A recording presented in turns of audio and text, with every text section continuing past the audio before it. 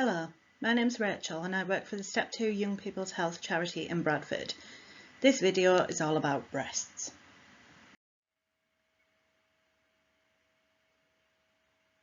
Whatever you call your breasts, we all have them. That's right, even the men too. We all have breast tissue, which means we can all get different illnesses associated with that breast tissue, which we'll go on to later. You might use some of these names, you might have your own names for them, and that's absolutely fine, as long as you're comfortable in talking about them so that you can get support if and when you need to. There's nothing to be embarrassed about. Like I said, everybody's got breast tissue. As you can see, they vary in shape and size. Some of them point down to the ground, some of them point out to the side, some of them point upwards. Some of them sag and droop. Generally, one is slightly bigger than the other. It's very rare that they're the same size. Nipples vary as well. They can be different colours, different sizes. They might have hair, they might have wrinkles.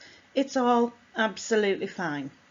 As long as you know what your breasts look like and you know what to look out for if something changes, and also what they feel like, then that is absolutely fine.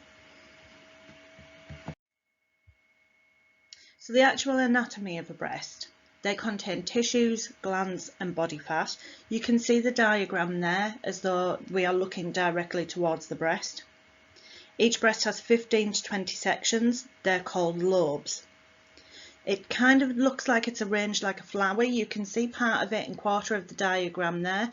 They go all of the way around the nipple. So it looks a little bit like a flower with a nipple in the centre.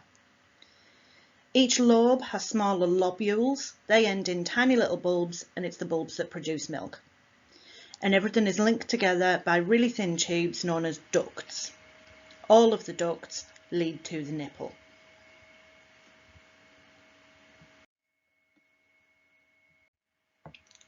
In terms of bras, it's really important to get the right one. Wearing the wrong size bra can be really uncomfortable. It can also be quite damaging to our breasts. It's important that we get measured regularly to find the right size bras. Different makers, different shops, their sizes might be slightly different. So if you go to, say, Marks and Spencer's for a bra fitting, they might tell you a different size than if you went and bought a bra in Asda. It's really important that you just use a little bit of trial and error to find the ones that are right for you. You might also find that some of the types of bras that you can see in the corner there, that they suit you more than some of the others do. So for example, a woman with really large breasts might struggle with what they're calling a tube bra or a stick-on bra. They might also not want a padded bra. Okay, whereas people with smaller breasts might be quite happy with tube bras, strapless bras, stick-on bras. It really does depend on you. If you do a lot of sport, you might want to think about looking at sports bras and racerback bras, just to give you that little bit of extra support while you're doing whatever sport it is that you do.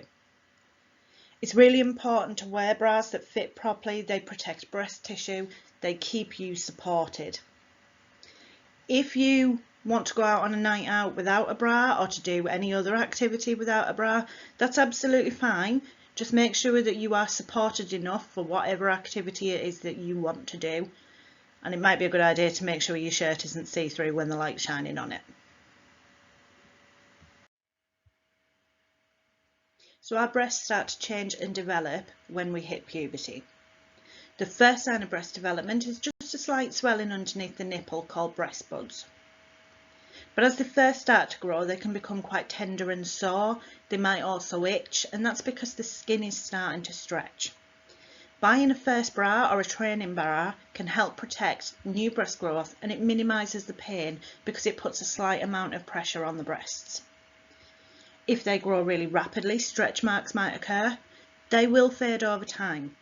But you can also get stretch marks around your breasts if you've put on a lot of weight in a short period of time. But again, they can fade over time. They'll continue to grow as a girl's body fat increases during puberty. They will change shape to become rounder and fuller. The darker area around the nipple, that's the areola, it will get darker, it will get larger. Nipples might start to become erect, they might start to stick out a little bit. It's perfectly common for one to grow faster than the other. Over time they should even out, but some find that they do differ slightly throughout your lifetime. That's all completely normal. In actual fact, one of your legs is probably longer than the other. One of your arms might be a bit longer than the other. It's nothing unusual. It's just the way we grow. Your breasts can change when you're having your period or in the point leading up to your period, and that's because of the changes in your hormones. It can include pain, swelling, there's some tenderness. It might feel different, the texture of the breast, and they might feel more lumpy. That's perfectly normal if it does happen. It's also perfectly normal if it doesn't. We all get different symptoms to similar things, so if you get that, that's okay. It's not a problem. If you don't get that, it's equally not a problem.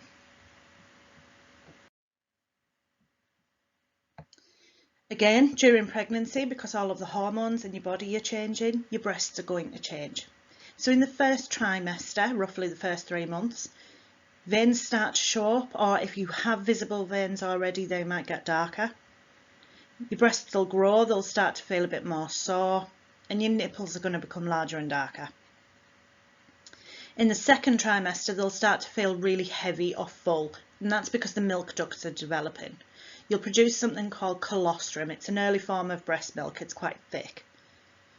In the third trimester, your breasts are becoming heavier and denser. Your nipples will be larger. They'll probably be darker.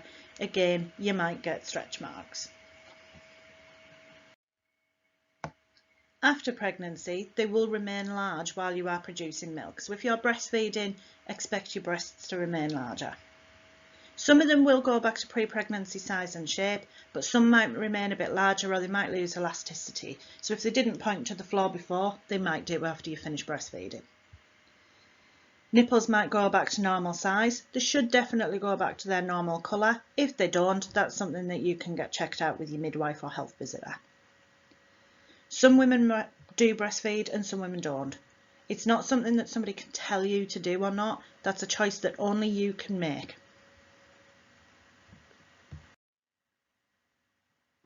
It's really important that we learn how to examine our breasts. So to do that, we need to know what they feel like to start with.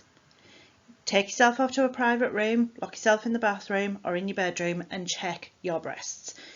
This example in the picture is just one of many, many examples on the internet where you can find a DIY guide to how to check your breasts. We need to do this so that we know if anything changes. If you do notice any changes, please get medical help. Don't be embarrassed about it.